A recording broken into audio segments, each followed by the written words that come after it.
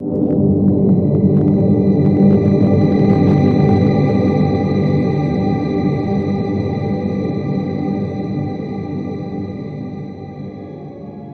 everyone, my name is Akankshu Nani, and welcome to my YouTube channel Neuro Chat with AG.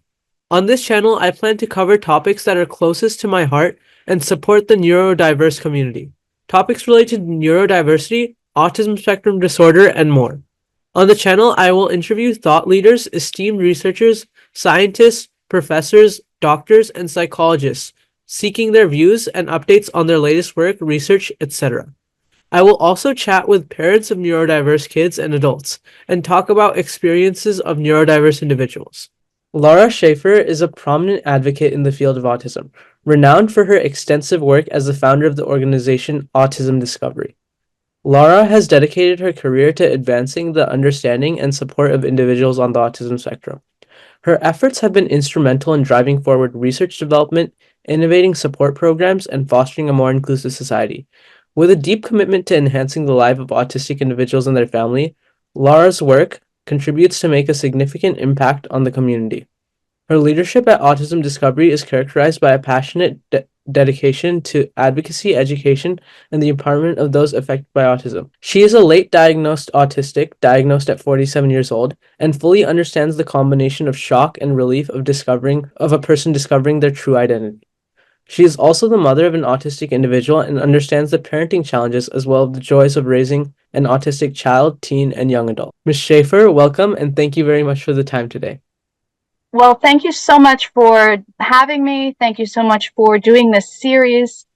I just think it's wonderful, and I know that more exposure and information and accurate information about autism is so needed. So I'm just so glad to be here, and also so happy that you're doing this. And I'm really excited to hear your answers to these questions. Excellent. So to start, could you please share a bit about your journey of self-discovery and acceptance? Okay. I always knew that I kind of stood out from people. I personally I have low social needs. Not all autistics do, but I have low social needs, so I spent a lot of time alone. In high school and college, I kind of would have one or two close friends, but kind of be separate from others more often. And I think other people kind of thought maybe that I didn't like them, or that I thought I was better than them, or something, unattractive like that.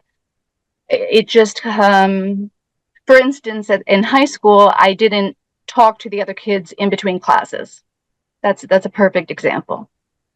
It was too much for me. Being in class was a lot, and then I needed to kind of recover.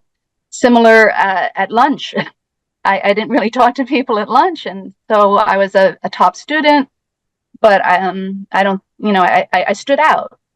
So I never knew that there was anything different about me, even though I did pursue professionals in college 3 different times, and after college, hey, this goes on, or I've been kind of wondering about that, and no one ever said anything remotely close to autism. I was treated for anxiety for a full year, and so in any case, my daughter made it to 16 years old without being identified, and when we found out about her autism, it explained so much about her challenges. And then I was a single mother. She and I are very close, very, very similar in different ways. And so it was pretty much, if she's autistic, then I'm autistic. And then I was evaluated 2 years later and diagnosed. Yeah, so as far as self-acceptance goes, that was huge. To understand why certain things don't come easily to me, like talking to the other kids in between classes, being able to say to people, for example, I recently started a new job, and I am now able to say, I'm probably not going to talk too much during lunch. I kind of need this as break time, and I say I'm autistic, and please, it's not that I'm not wanting to talk to you, or, so in other words, it helps in so very many ways to be aware. And I am by far not the only one. There are undiagnosed people in their teens, like my daughter had been 20s, 30s, 40s. People are finding out that they're autistic in their 60s. And this is why I'm so happy that you're doing this and raising exposure. And that's going to only help the understanding of others who might be different and maybe autistic, and also maybe in people recognizing in themselves it's possible. What were the implications and, most importantly, the learnings from late discovery? I need more breaks than I thought. When I take the breaks that I've always taken in life, because I do need them, I shouldn't feel guilty.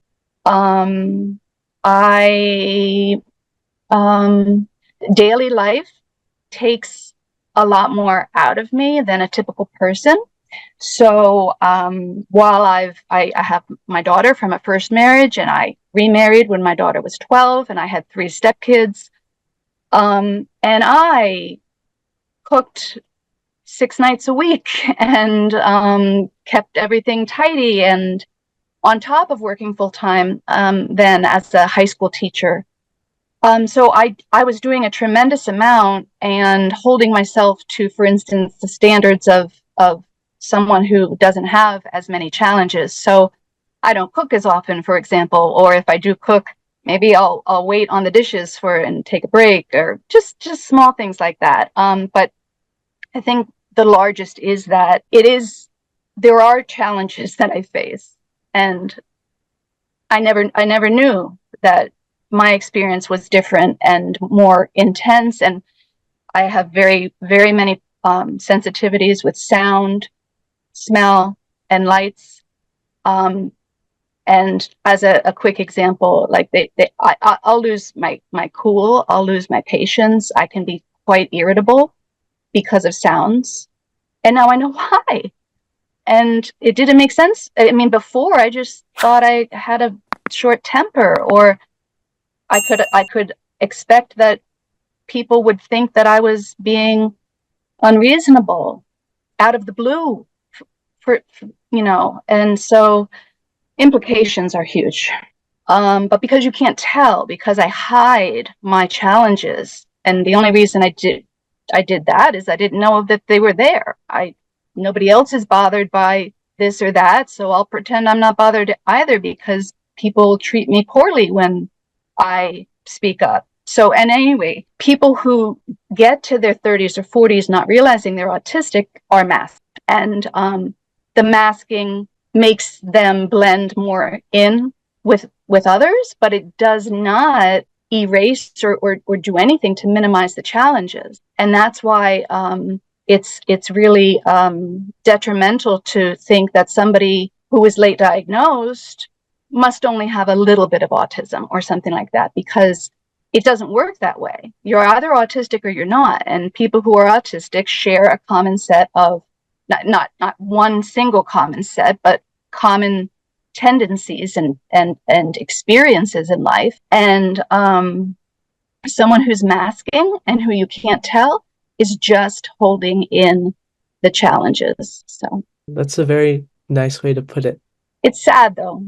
It's sad. And I know you mentioned this earlier, but regarding how your journey took on new dimensions when your child was diagnosed with autism, and then your diagnosis as well, could you share like some unique insights with us about that? Well, raising a child who is autistic, and you don't know they're autistic, and raising a child as a person who is autistic and you don't know it, we really had a different experience. This is hard. And, when I said the other thing was sad, there's a lot of this is very heavy in my heart. Because, for example, raising my daughter, I had to be very, very strong, because I knew certain things were needed by her. And innately I knew it because I share the challenges and the needs. And I was often criticized and judged for how I raised her. I was a high school teacher for 28 years. And if you're not autistic, part of the learning experience is pushing limits and helping your child stretch and grow. But autism doesn't work in the same way at all. So if someone is uncomfortable or experiences challenges, you're not going to get them over it just by pushing them. It doesn't work that way. And it's the opposite. It's only going to create more fear, pain, trauma, and masking. And then the cycle will continue because the person is still experiencing everything, but then they feel like they have to hide it. And all sorts of, there's all sorts of mental health consequences from those sorts of things. So, raising my daughter, I really had to trust my instincts. And that was, in addition to not knowing that I'm autistic, that was also a challenge. So, yeah, it's a lot. And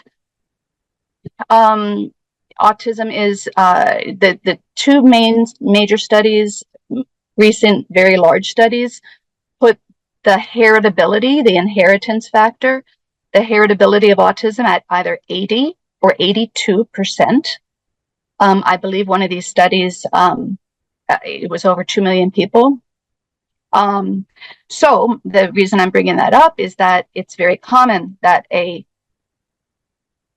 parent of an autistic young person might be autistic themselves. So the experience of parenting while autistic and parenting a kid who is autistic, they're very interlaced, and it's not at all uncommon. It's the opposite. It's very likely the case.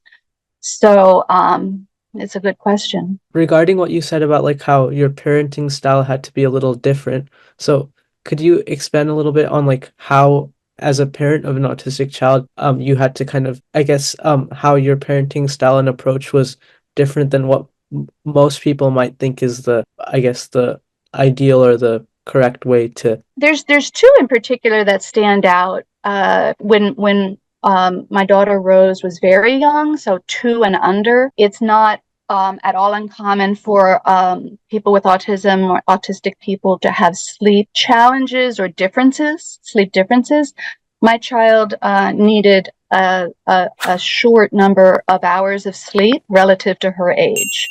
So if a non-autistic 1-year-old typically would sleep maybe, I don't remember, but maybe let's say 14 hours, my daughter was at the 10 or 11 hour mark. Typically a child naps twice a day until they're, for instance, 2 years old. My daughter stopped her second nap at 1, and she would only nap for about 45 minutes. So that was very hard as a mom to not get the breaks. So that's an example. And people used to say she needs to go to bed earlier. When she was maybe 4 or 5 years old, I think it might have been that her bedtime was 9 or 8:30.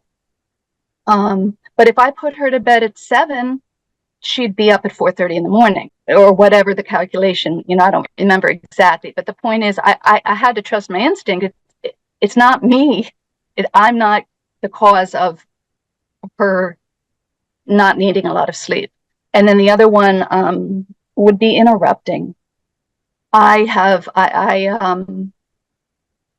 given myself more grace. I know all my life that I can interrupt, and it's not socially desired, and it also it's off-putting. And I was a teacher, so I try very hard to hold back. But I've worked with and read from so many autistic people where we're nervous we're going to lose our idea, or we really feel like what we have to say is important for some reason. There's different factors like that. So when my daughter was maybe 8 or 10, I remember at family gatherings like Christmas, she would, my mother would say, that I let her interrupt, or I'm spoiling her, or giving into her too much when she has something to say, or that I shouldn't put so much focus on her. Whereas it's really actually can be a challenging thing for an autistic mind, because one thing that it's been shown by research, I think within the last year, it came out that an autistic mind processes, what I remember is 42% more information than a non-autistic brain, in either, I don't know if it was at rest or in conversation or something like that. So there's a lot going on up there, and I kind of I'm a little bit more understanding of myself when I feel like I have to say something. I think when you and I had a conversation before this podcast began, I tried to do it as graciously as I can, but and I've developed strategies, and my clients have strategies. And one of them I've copied. I said, hey, I'm going to use that. I love that. He says, before I lose my thought. So it especially if you're aware that the person's autistic, there's a real anxiety there at the root of why the person speaks up when they do. So those are two examples of child rearing that are particular, and there's many more. So, about the increased risk of suicide in all autistic individuals, it's been well established that it is increased as compared to people who don't have autism. So could you please share some facts with us and give us your views on what needs to be done? Another very hard, heavy one.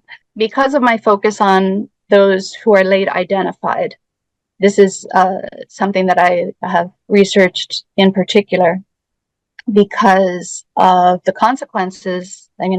Statistics for people taking their own life in the autistic population are already raised, but we also have unidentified autistic people. So you put those two together and you see the major problem that needs to be addressed. As far as statistics go, I've heard different figures, either 8 times, but I also have an article that says that autistic people are up to 10 times higher than the non-autistic population to take their own life. I can't get over this one. In the general population, nobody, taking your own life is horrible, whether you're autistic or not autistic. But a really striking figure in the non-autistic population, men are 4 times as likely than women to take their own life. 4 times as likely.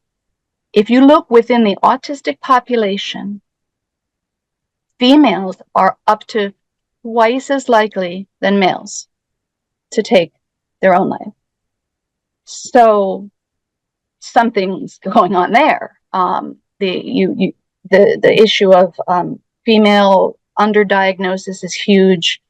Masking can be a bigger issue with females. And just another super striking statistic. As you said, the elevated incidence is well established. And it is so well established that a group of researchers in England did a study, the first of its kind, interviewing next of kin for people who took their own lives. And they looked for and asked about either known autism or evidence of elevated autistic traits. And what their research found, this is Dr. Simon Baron-Cohen and his affiliates, that in the population, which was a sizable population, that they looked into the cause of death, 41% were either known autistic or had elevated autistic traits. And the incidence of taking your own life in the general population is around 1 or 2%. And 41% of those who died by suicide and took their own lives were either known to be autistic or had elevated autistic traits and were likely unidentified. So it's a tremendous issue. I think awareness and increased education is going to help non-autistic people be a little bit more forgiving and accepting and less judgmental. And then, as I said, if you are autistic and you don't know it, that makes your life challenges even greater. So that's the other reason that I think it's so important that we educate and raise accurate, non stereotypical awareness of autism, accurate and well informed information, and also destigmatize so that people who are autistic can be better supported. Yeah, it's a very important thing for people to learn about. I don't think, at least in my experience, it's not something like that was ever discussed really in school. So I think, yeah, you've made a lot of very good points. With I the, always have, if I may, forgive me, if the non-identified teenagers and young people, cases of young people taking their own lives have come past me, or I'm aware of, and I have to tell you that it is not rare that I see in my mind that there seem to be elevated autistic traits, and I know the the pain and what it feels like to grow up feeling so very, very, very, very different and not knowing why or having a reason why. So that's another reason why I work so hard to raise awareness about late identified autism. and so studies show that girls with autism are more prone to masking or camouflaging their symptoms to blend in socially. You've mentioned this frequently, so could you explain why this happens and if this needs to be addressed? Yeah, that's a very complicated one that I wish we had the answers to already, because then we could do something more quickly, effective, and address these issues. But it really is a true fact. I mentioned the greatly elevated risk of taking one's own life in the male versus female autistic population, which is so much greater than in the non-autistic population. So the masking, I think your question is referencing how girls are more likely to mask. There's some theories about that, and maybe in a second I can throw some out. But what I am more concerned about is that it's true. So I don't know why. I'll throw out some possibilities as to why, but I care that we know girls are more likely to mask. And what that means then is we are more likely to miss autism in girls. Oh, thank you. I'm this statistic is crazy. That up to 80% of females, of autistic females, 80% are undiagnosed at age 18. The fact that females mask more means we need to delve and be more proactive in looking and asking the right questions. So I mentioned possible reasons why girls mask more. I have heard, I'm not sure if I agree. I've heard that kind of like a solo or a lone wolf kind of boy is a little bit more socially acceptable, whereas there's a little bit more pressure to be social among females. I'm not so sure about that, but I think it definitely holds some weight.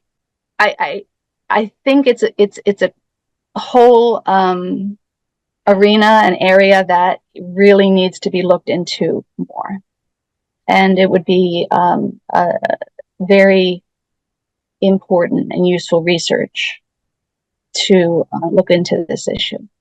Yeah, these are very heavy topics, but I think it's very important that people know about it. You've spoken many times about positive change in which everyone can play a role. So could you explain that Thank you. further? So my point was that when I did start my advocacy, my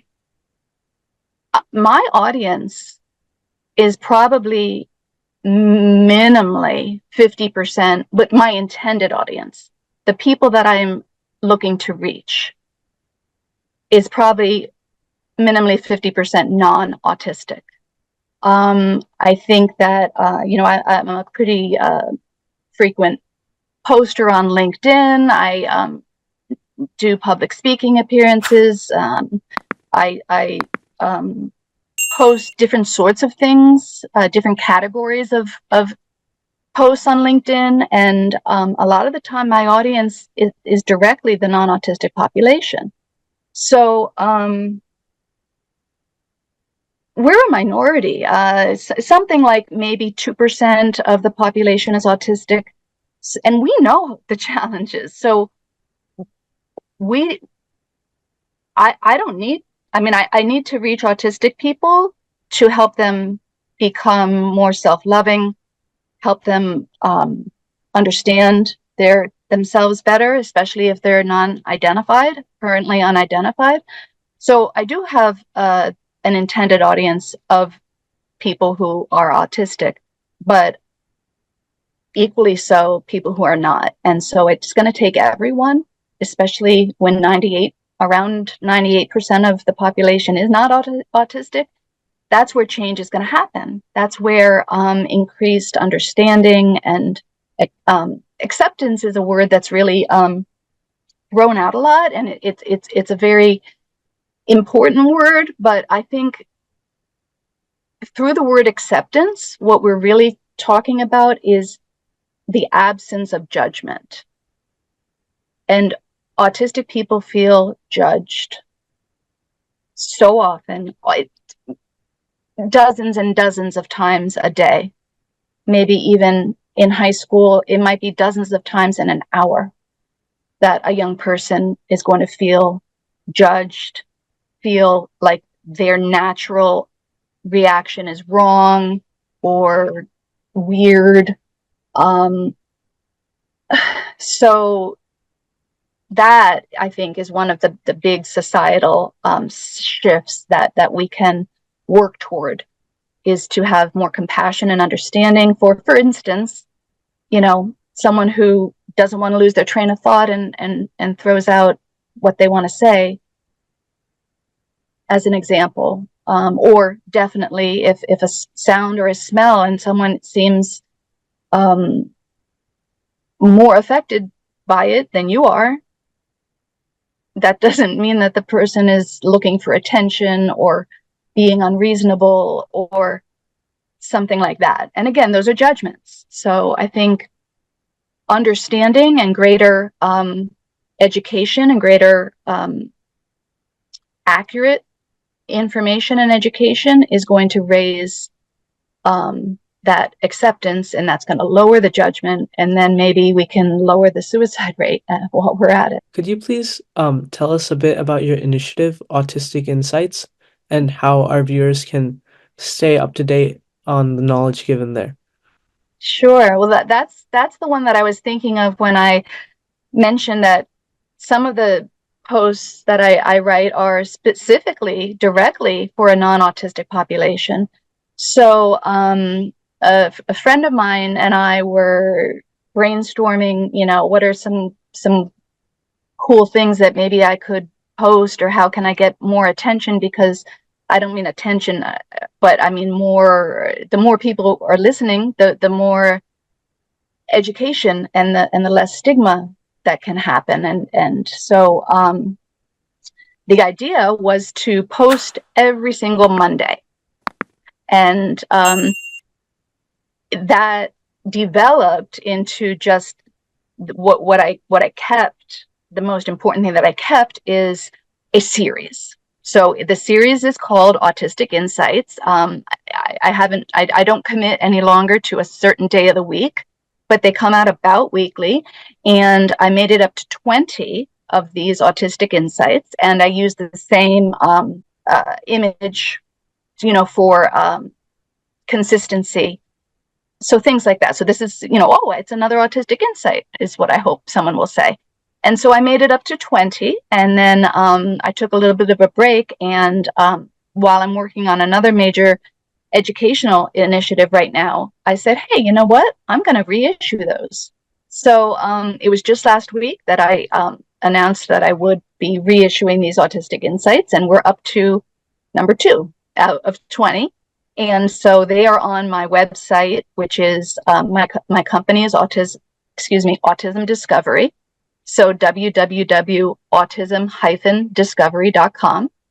Or everyone watching can see the spelling of my name, and my posts are also on LinkedIn, and I do a hashtag Autistic Insights to try to make them easy to find, or you could go through my page. So those are 2 ways that people can get this information, because I work hard to try to help a non-autistic reader understand autism better and understand the autistic experience better. Yeah, I think you've made a lot of amazing literature and videos educating people, like this book of yours, Round Pegs, Square Worlds. I read a few chapters of it. It's very well written. So Well, I have to just a minor correction. I wouldn't say that it's my book. This book is the story of a gentleman who found out that he's autistic at 61 years old, and he wanted to tell his story. And so he likes my writing, and he asked for me to edit the book and work with him on it. And instead, after working on a few chapters, he said, you know what, I really like some of the ideas that you have. Would you co-write this with me? So I'm the co-writer of this gentleman's story, but it is his story. And he probably could have used even more editing, but we kind of went with his timeline and his desires and wishes. And so I think it was really important for him to get his story out as part of his you asked a question earlier about, it was something along the lines of self-understanding. I forget the word right now. Once I found out that I'm a process, and I think it was very important to him in a healing sense of making sense of his life to get that book out. And I'm proud of it. I think we did. I think it's an important story to tell. What I've heard about the book is that it's sad, that it might be hard for an autistic person to read. I've heard that feedback. But I think if we can get more people in the non-autistic population to read it, and as I said before, a lot of my audience is the non-autistic population, that raise their understanding. So thank you for bringing up the book. Another thing I wanted to ask about is so in one of your recent Autistic Insights, you spoke about autistic inertia and how interruptions can affect autistic people. And I know you talked about this a tiny bit way earlier in the interview, but can you explain this further? Autistic inertia essentially indicates that it can be hard for us to get started on something. It can be hard for us to dig in. And any teacher who has students who are autistic would really benefit from this knowledge. But once we're going, we kind of get in a groove.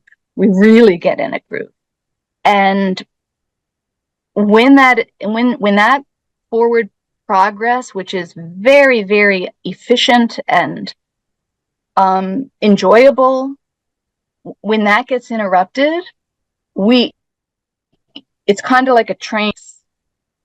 And so it's not as easy for us to, for instance, the teacher might say, okay, everyone, we're wrapping up in 5 minutes. Hey, Susie, stop that. Everyone else maybe could just dig right back into where they were and use their final 5 minutes. But a person who's autistic, that's maybe a silly example, but when we're interrupted, it's not as easy to regain that progress and momentum. So that it was just something that I did write about in one of the Autistic Insights, and it's something that people who may be unidentified autistic might recognize in themselves. What advice would you give to other parents who have just received an autism diagnosis for their child, or maybe for themselves too? I think that trust the autistic person. Trust if you know, if it's confirmed that autism is at play, realize that each individual's autistic experience is going to be unique, and the challenges are real and true. And so if you don't think the music is too loud, but you know your young person is having a really hard time, or if you're the person that was newly identified, trust the input, ask for input from the autistic, and what do they need, what maybe could change at this moment to help you. Overall, ask, and then trust your child. We need, of course, to raise our children with something close to guidance. Well, definitely with guidance. What I was meant to say was something close to limits and limitations, right? Can't have anything the kid wants at every time. But when autism is at play, it's you really have a different scenario, very, very different scenario, and trusting the individual who is autistic is really important. So that, and then I guess that would then carry over if the autistic person is yourself, if you are newly identified.